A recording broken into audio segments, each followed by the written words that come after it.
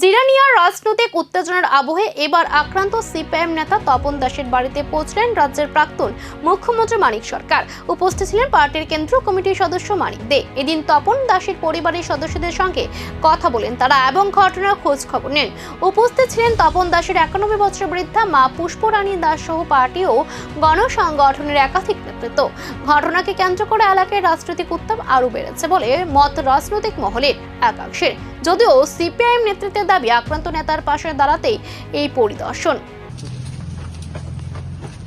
না, এই বাড়িতে কেন আক্রমণ হলো বুঝতে পারছি না তো। কেমন না, আমাদের এই বাড়িটাকে কেন্দ্র করেই পার্টিটা জিরানি এলাকায় গড়ে উঠেছে। আমি যখন ছাত্র আন্দোলন করি, জেরানিয়ায় আসলে প্রথমে এই বাড়িতে আসতাম। তারা মানে তপনের যে বাবা, তিনি যদিও আমাদের পার্টি নেতা ছিলেন, পঞ্চায়েতের প্রধান ছিলেন, কিন্তু দল মতের ঊর্ধ্বে থেকে যারাই বিপদে আপদে পড়তেন তাদের সাহায্য করার জন্য পাশে দাঁড়াতেন।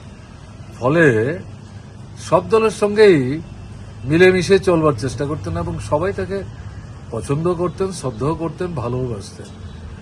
তো হঠাৎ করে এই বাড়িতে কেনই আক্রমণ করলো? এখন প্রশ্ন, জিরানিয়ার এই ঘটনাকে ঘিরে রাজনৈতিক পরিস্থিতি কোন দিকে মোড় নেবে? প্রাক্তন আক্রান্ত নেতার বাড়িতে প্রাক্তন মুখ্যমন্ত্রীর সফর কি শুধুই সহমর্মিতা, নাকি এর পেছনে রয়েছে বড় কোনো রাজনৈতিক বার্তা? আগামী দিনে এই ঘটনাকে কেন্দ্র করে রাজ্যের রাজনীতিতে কতটা প্রভাব পড়ে এখন সেদিকে নজর।